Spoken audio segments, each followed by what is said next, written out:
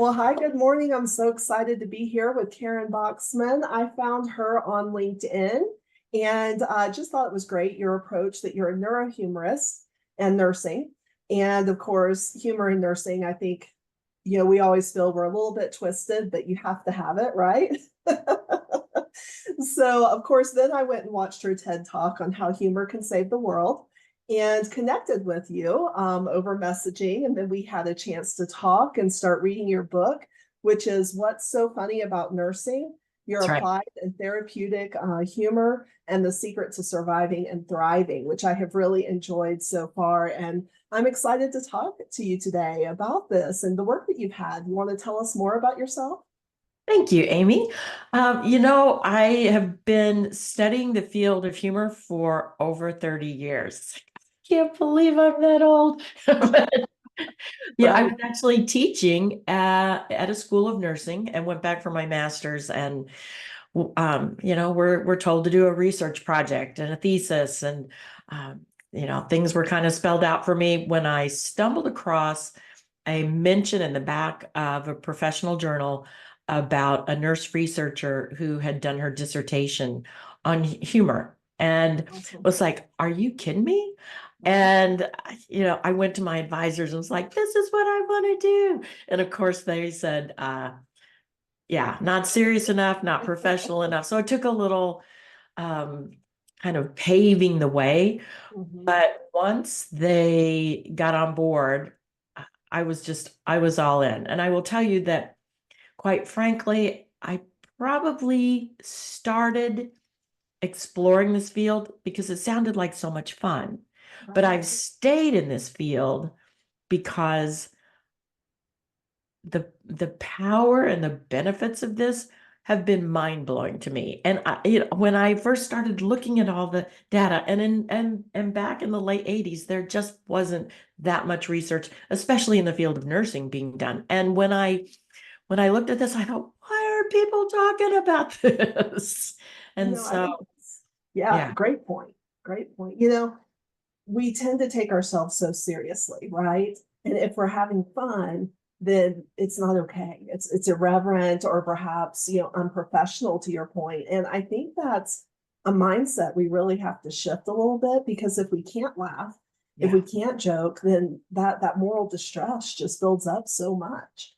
And you had some interesting points when we talked about some of the data and some of the research you had seen. You want to talk about some of that? Yes, we know that mental health has been a huge, huge issue.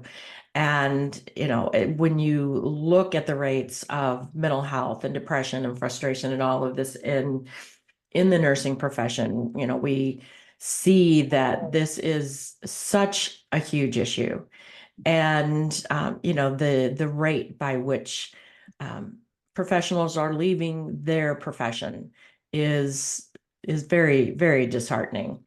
But when we look at how humor can, again, can help reframe, can help distract, refuel. You and I had chatted earlier about a qualitative study that Yes. I participated in, UCSD.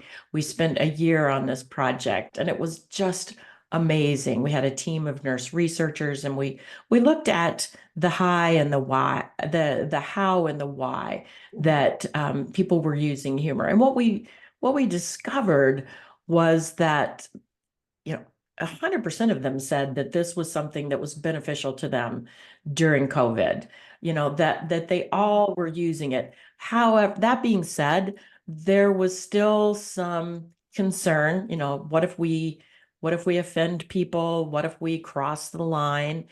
And I think that, given the fact that this can benefit the nurse, given the fact that it can benefit the patient, when we look at how our cognitive capacity. I mean, stress actually makes us dumber. Yeah. That is, it's like, I don't know about you, Amy. I don't have any IQ points to spare. And when we start losing that, we lose our ability to problem solve. We lose our ability to see issues that are occurring. We're more likely to make mistakes. And so not only are we challenged in terms of our mental and physical health, we're more likely to make mistakes that are going to affect our patients. And that can be very critical. But we also know that from the studies that humor can help us recapture that lost cognitive capacity. If your IQ is 100, probably isn't going to make you a genius, but if your IQ went from 120 to 90, because well, it wouldn't drop that much, but if it drops, we're going to get to regain that capacity so that we can um, be more efficient, more effective, and more safe. Isn't that important? Yeah, no, I was thinking about this. I think you and I talked a little bit I said, it'd be so funny if you could just as a nurse go, I need a minute, and go to the break room and have something that you can access there that just makes you laugh. Whether Yeah. it's a 2-minute clip of something that's just funny, or it's, a story that just makes you laugh or brings those positive intent back. What an amazing break, even if it's only for 5 minutes Right. versus a 30-minute lunch sometimes. I'm not saying nurses shouldn't get that. They should get that too. Right. But, I think it's refreshing, to your point, to just laugh and all the things that it releases in your body when you do that. Every single system that's negatively affected by stress can be positively affected by humor. And we don't need to have any special talent. We don't need to have any special tools. Quite frankly, we have everything that we need right between our ears. There are other things that we can add to that make it even better. But I love your thought about being able to go in the break room. And back in the 90s, I was part of a publication called Journal of Nursing Jocularity, and that ran through the 90s. And it was a humor magazine written, edited, published, and illustrated by nurses. It didn't contain any advertisements because we thought, we're in new territory here.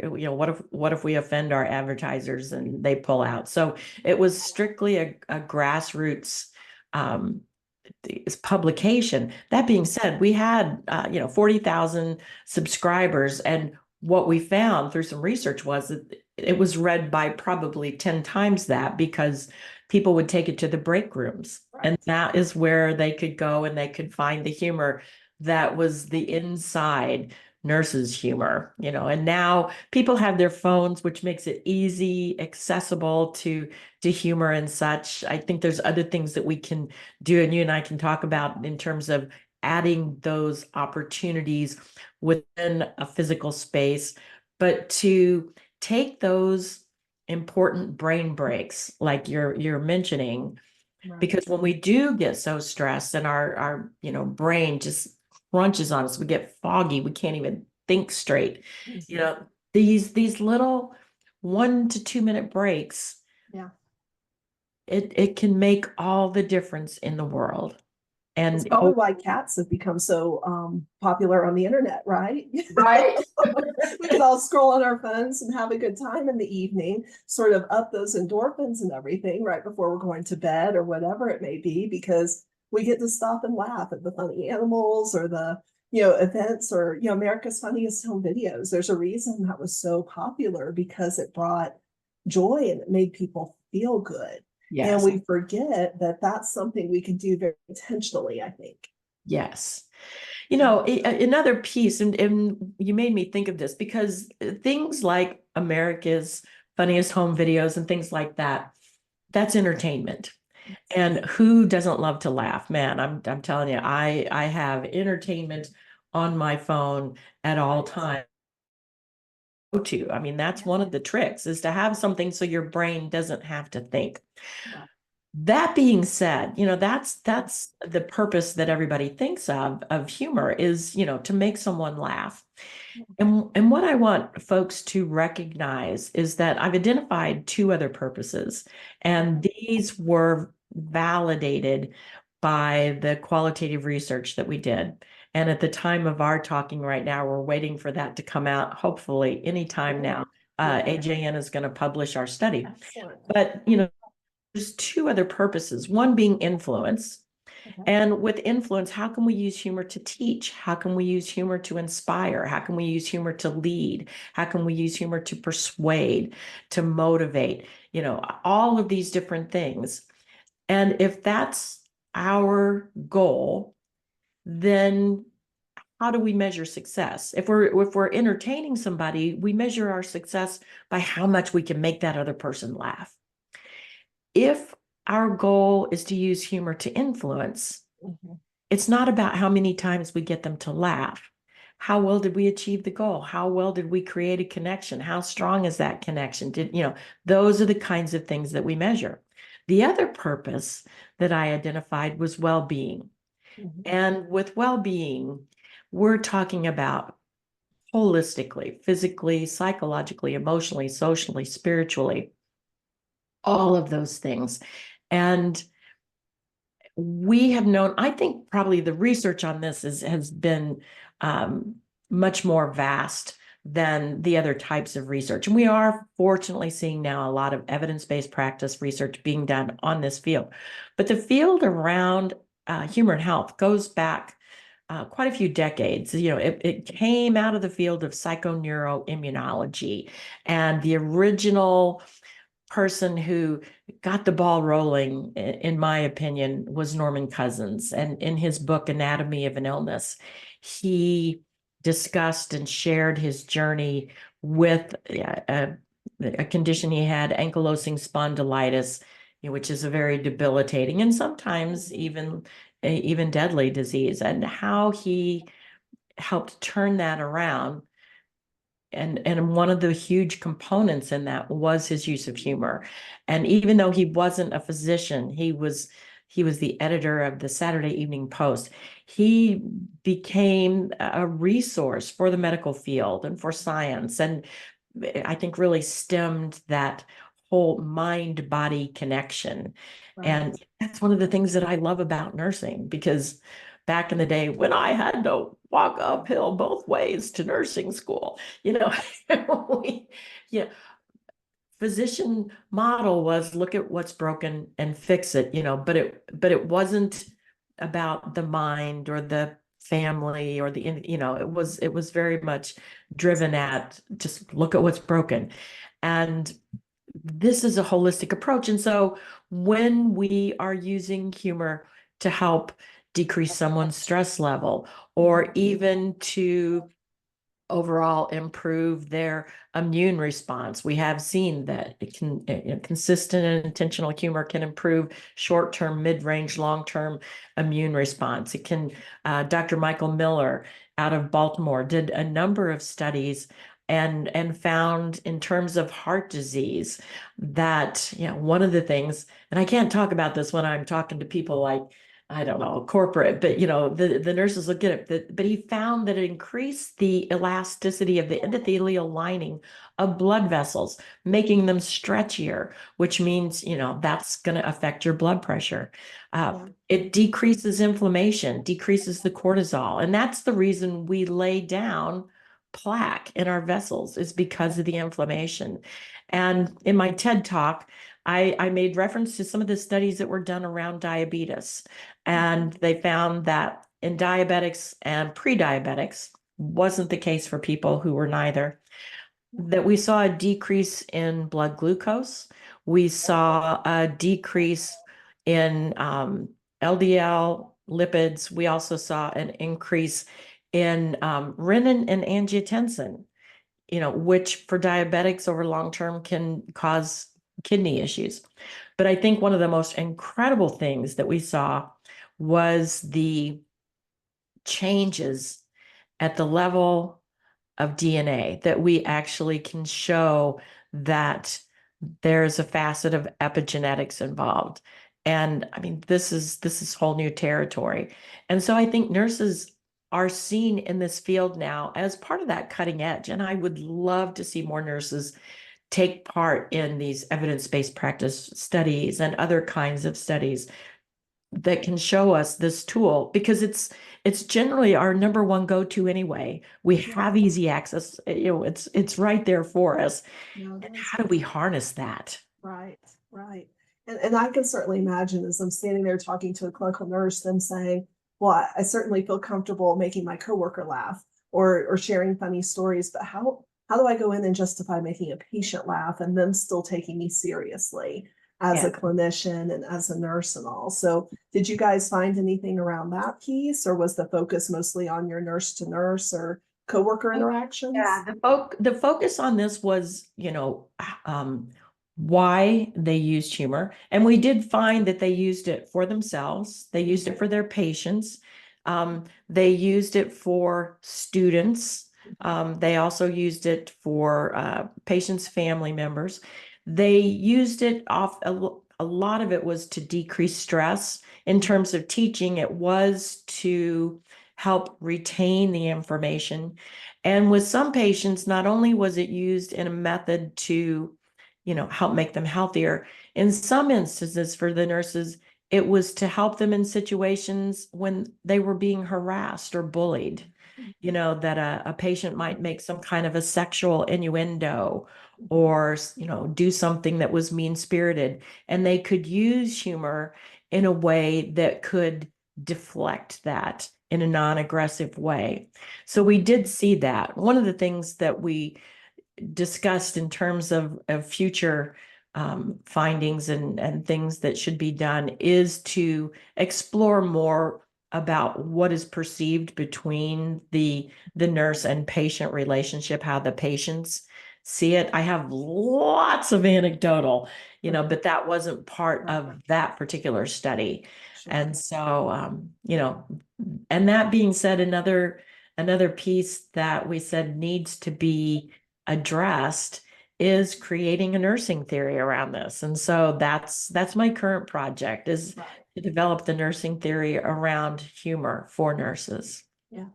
Sort of like the carrot toss with Jane Watson. We have the Exactly. humorist Yes. approach with Yes, Karyn. exactly. I like that.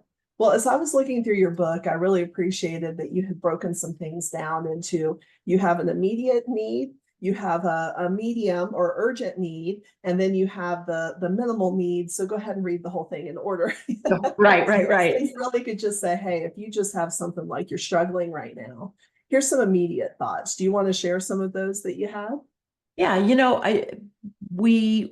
this is the second edition of this book, and actually it should just be a new book because we pretty much tore it apart and rewrote it. And when I was looking at this, and especially recognizing the number one thing that I hear from nurses, whether I'm speaking and addressing their hospital or whether we're communicating back and forth through social media or just being interviewed, is the time factor. Everybody is so crunched for time. And while it makes sense if you're teaching a course or other kinds of things, to lay out the foundational parts and the groundwork, my thought was, these days, you may not have time for that, and maybe if I can entice you in, like me with grad school, I was enticed in because it was like, oh, this sounds like fun and maybe it's going to help me. And then once I got in, it was like, holy guacamole, look how powerful this is, and was enticed to learn more. And that's what I'm hoping in terms of the layout. I've just laid the good stuff for immediate self-care right up front. But in terms of, if you got a little more time, here's a little bit more in depth. And then if you, hopefully have enough time and are interested enough, you can really get the meat of how and why this really works. But in terms of, what can nurses do? Very first thing I think is a mindset, because one of the things is that our brains are hardwired for threat. It's our brain's number one job: protect us, keep us alive. And so we're always looking for potential threats, not good or bad. We're just hardwired that way. And so it's easy to understand why someone might say, well, you don't understand. There's nothing funny happening in my life. There's certainly nothing funny happening at work. And what I would say to that is, if that's your belief, that's your reality. And how do how do we change that? How do we reframe that? And it's about the intentional and consistent rewiring of your brain. So the very first step is to just give yourself the option of maybe I'm missing something. Can I start looking for it? Because one part of the brain that serves us well in this endeavor is the reticular activating system, little finger-like projection in our brain, which filters. And it's kind of like our computers. Amy, have you ever, I don't know if you've ever done this, but it's like every once in a while I go over to Zappos and it's like, oh my gosh, I need those shoes. And then I look at my checkbook and say, well, people don't have checkbooks these days. People Look at your app though, right? they look at their phone and they go, oh, I can't afford that. And so you go to a different site and you look, and on the side, there's those shoes.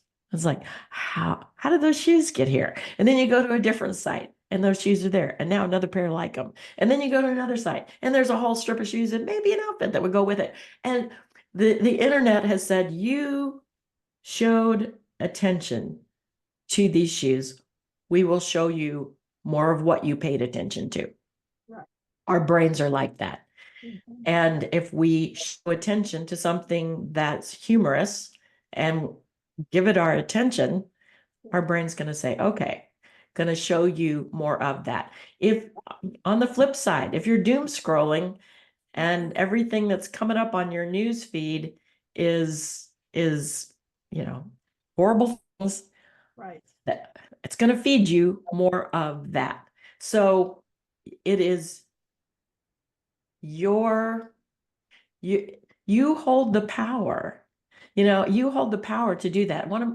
If you haven't read the book by Viktor Frankl, Man's Search for Meaning, Viktor Frankl was a survivor of the Holocaust and spent many, many years in Auschwitz. And he amazingly was able to find humor even in situations as intense as a death camp. And we're facing some pretty horrible things, but generally speaking, most of us are not in that kind of situation. And my favorite quote from his book is that between stimulus and response, there's a space. And in that space lies our freedom and our power to choose our response. And in our response lies our growth and our happiness. So you get to choose what you put in that space. Can you start looking for humor? Can you start seeking it from others? Just ask. I have a plaque that says that happiness is something you choose ahead of time. Exactly. It's not based on your circumstances, it's based on your outlook and your choices and those things. It's a bit of the Pollyanna principle, right? If you look for the bad in people, you're sure to find it. You got to look for the good, you got to look for the funny, and then you've got to engage that, it sounds like, right? Exactly. Exactly. I mean, can you remember any funny stories that happened to you when you were on a floor or as a student nurse? Yes. What's the craziest thing a patient's ever said to you? What's the most embarrassing moment you ever had as a new nurse that you can laugh about now? I mean, all of these kinds of things. And especially if you're in a group of two or more, you get that effect of, oh my gosh, that reminds me of the time, and you start sharing and those stories start bubbling up. And you can do the same thing with your patients, with family members. What funny games did they like to play? What was their favorite, did you ever watch any of the sitcoms on TV? You can kind of do, by age range, you can kind of pick, did this person ever like this, or did this person ever like that? Or there's lots of ways, and to be a listener, when you're listening, you pick up clues and cues. It's so easy. So, manipulating your mindset, manipulating your environment, to have more humor easily accessible. Used to be the J&J in the break room. Now you've got your phone in your hand. You can bookmark and have different things available. You can have social media that is, there's different kinds of, on Facebook, we still have Jocularity, which is it still has nursing humor on Facebook. It's just, it's a different format. Lots of different. I'm a big fan of Nurse Blake. He's got a lot of funny things. There are a lot of people putting funny things on YouTube. You can bookmark those and have those readily available. And my go-to, if all else fails and I can't think of something to look up, laughing babies. I mean, if Yes, you yes. can't connect your mirror neurons with a laughing baby, Right. I had a patient who was a patient of ours for a while with natural quadruplets. I was a oh labor and delivery nurse, my and gosh. she went on America's Funniest Home Videos, and they won the $10,000 prize and then later the 100,000, all because she was laying in bed with those babies just giggling. You knew Ever that? seen that one? I show that all the time. Oh Yes, my God. yes. That That is was a patient I had the privilege of taking care of as a labor and delivery nurse. And I love that video. I obviously remember it to this day. Those kids have probably are all graduated high school, right, right.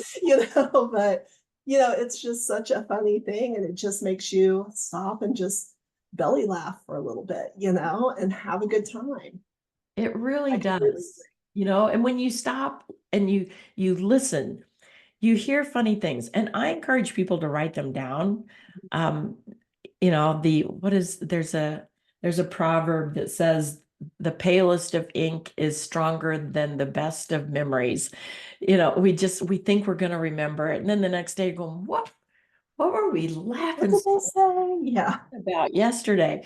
And so, to keep those and to flip back to them and, kind of case in point, uh, a few months back, I was in a clothing store and I went into one of the dressing rooms and I started trying on this pair of jeans. And I never saw the woman next to me, but apparently she was trying on a well-fitting dress. And I heard her say, "Good Lord, if this dress fit me any tighter, it would fit me like a mammogram." That was the funniest thing I had heard all day. And I started pulling up the jeans and I reached in my purse and I wrote that down because it cracked me up. Yeah. And I totally forgot about it. And about 2 weeks later, as I'm digging in the bottom of my bag, I came across that piece of paper and I got to laugh all over again. But then I put it, I have a file, I have an electronic file, I have a journal, I have different places Yes. where I can put these Picture things. things. And again, Yes. a Right. go. I use the notepad on my phone all the time because someone will say something to me, or I'll be sitting there listening to a podcast and I'll open up my notepad and like, oh, minute 35, blah, blah, blah, blah, blah, because I know I'm not going to remember it or where I found it or, what it was from. And then I'm going to want that quote. I'm going to want to use that in some story. And I do think it is I like that you talked about the other purposes of humor, not just laughing and having fun, but as I've been thinking about what you said on influence, I know I try to use stories a lot in teaching. And when I'm mentoring somebody, you're talking about your failures as much as you are any successes you had, because people tend to learn from that just as much, if not more. And oftentimes you all have to laugh about it, years later, hopefully. Just kidding. I But love. Did you have any funny stories that you liked telling your students? oh, there are a couple. One I talk about is as we look at having a highly reliable organization. I tell the story of my very first med error. And this was back when you could still give Phenergan via IV. And I was on night shift. So I was trying to keep the lights off. And of course, this is before electronic documentation, right? Where our compatibility charts were the kind that you went like this and tried to find the meds so that they matched up, right? Yes, So I remember. had a patient ask for some Phenergan. I worked oncology and went in to administer the med, thought I remembered the compatibility from earlier. And thankfully, I had used a higher port and had diluted it because, it burned. And as I started to push the med, the line crystallized. And of course, I quickly reach down and clamp it before it reaches the patient, thank goodness, and disconnect it and go, sorry, I'll be right back. And just run out of the room. And I'm like, oh my God, And, so the reason I tell that story is because, the nurses at the time were like, well, it didn't reach the patient. Don't tell anybody. And so I'm able to use that story now for high reliability. And of course, everyone's in the room going, oh my God, I would have died. And they're able to laugh about it. And we laugh about it now. And it teaches a lesson around checking, thinking twice, reporting why it's okay, and we're able to talk through that. So it's a great story I quite frequently use, actually. That's really good. I I had so many stories that I shared with my students, but one in particular was back in the I was brand new nurse working evenings and got the opportunity to start my first IV. And throughout my nursing school, you always had an instructor over your shoulder. And but I'm going in and I'm getting everything. And it was this 27-year-old healthy male coming in for an emergency appendectomy with veins the size of garden hoses. I mean, nurses, we always are looking at their veins going, Right, I could hit that. Yeah, So, exactly. and his wife is watching my every move, but I'm not. It's like, that's okay. I had instructors watching me the whole time, and I put on the tourniquet nice and tight, and this beautiful vein pops up. And so I put the angiocath and get this nice blood pressure, and I'm regulating the IV flow because this was back before pumps, and I got this, and I'm looking at that, and as I'm starting to clean up all the supplies, and I'm mentally patting myself on the back, I hear the wife go, I looked, and she said, "When are you going to take that off?" And I looked, and still tightly secured the patient's now blue arm is my tourniquet. So I went over and I put one hand on one end of the tourniquet, and then I held up my watch and I said, it can come off now. And I was like, oh my God. Oh, that's so funny. I left him with this tourniquet on his arm, but it's just like, hey, we all make mistakes. We laugh about them. And I think if you share those with your students, then they're not going to be like a cat trying to hide its mess under a pile of sand. You need to know if they do something wrong. For sure. No. For sure. Yeah. No, I think you're absolutely right. A lot of people look at a nurse's experience and say, oh, well, they've got this down, and I don't want to ask the hard question or sound stupid, or, and just sharing some of those stories. One of my favorite things when I first started in nursing was if we had a slow night, because I moved from oncology to labor and delivery. So that was a major shift for me. So I would sit down some of those more experienced nurses. If we were having a slow night, and I would be like, tell me a story. Tell me a story about a tough patient, a hard patient, an emergency experience. What did you do? What am I supposed to do?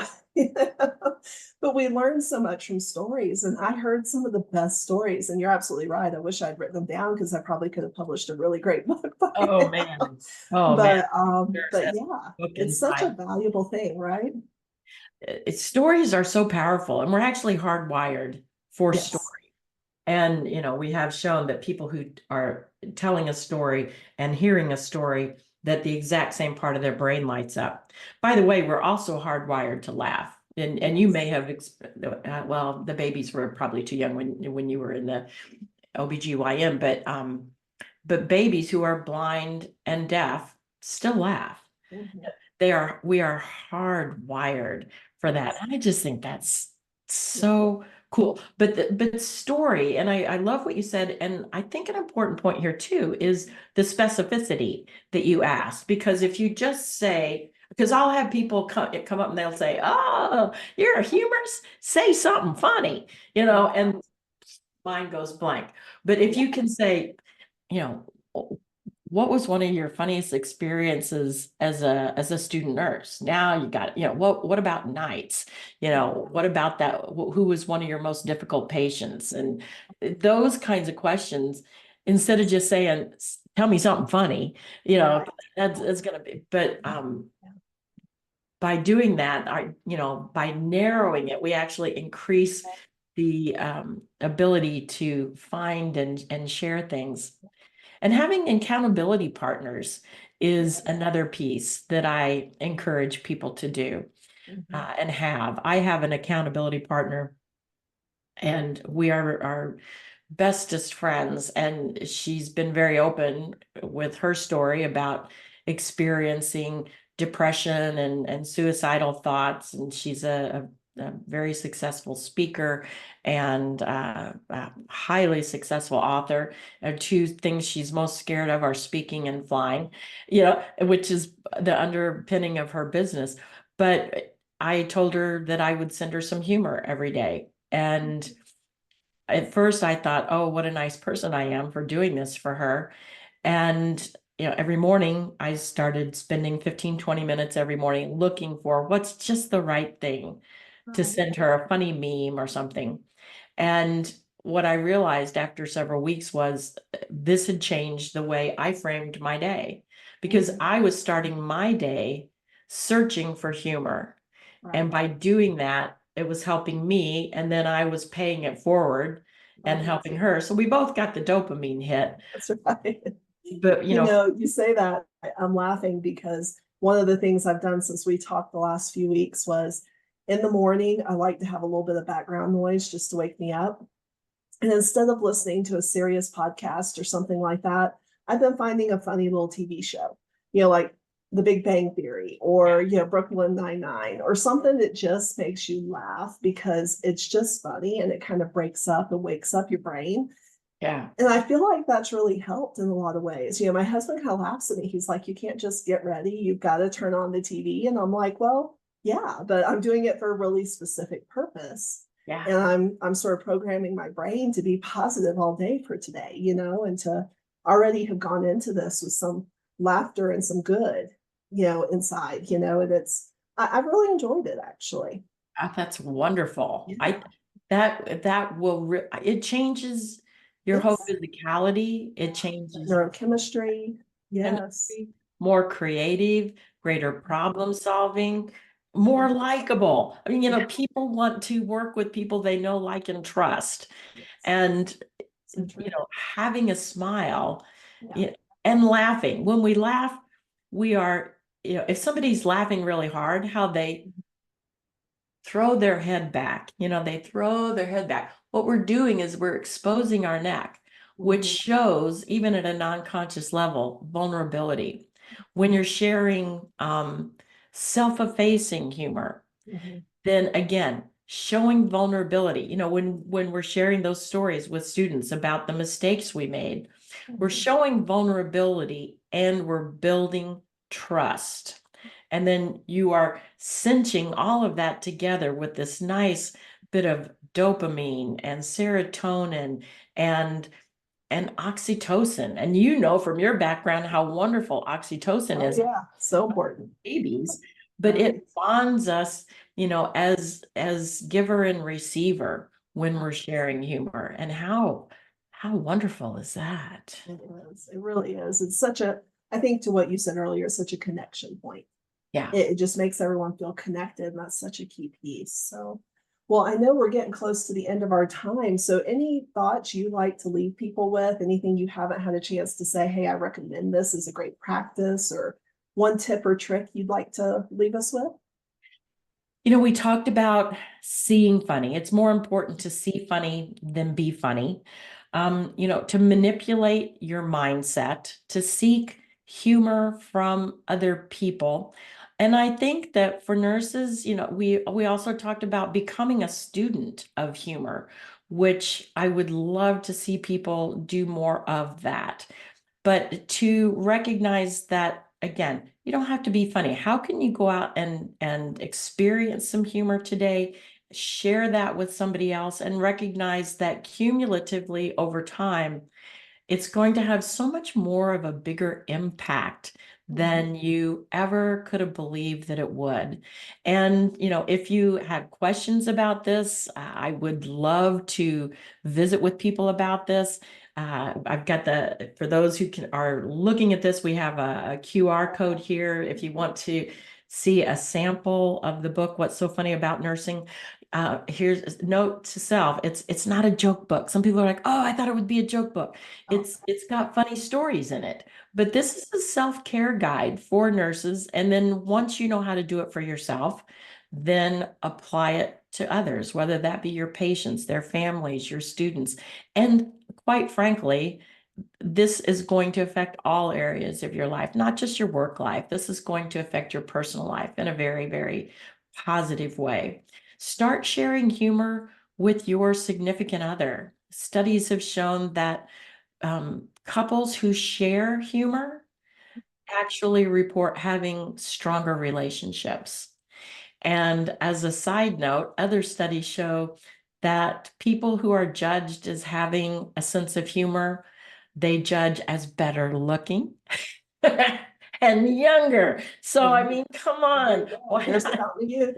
Got it all there. That's right. That is right. Well, yeah, absolutely. If you're watching on YouTube, you have the QR code, and then I will share that link as well in the show notes so that people can access that and reach out to you. And it's really been a joy to talk to you today. I really appreciate your time and sharing this really, I think, really important research and understanding of how we can care for ourselves in little and in big ways this way. It's been a joy. It's been a joy. We'll do it again sometime. That's right.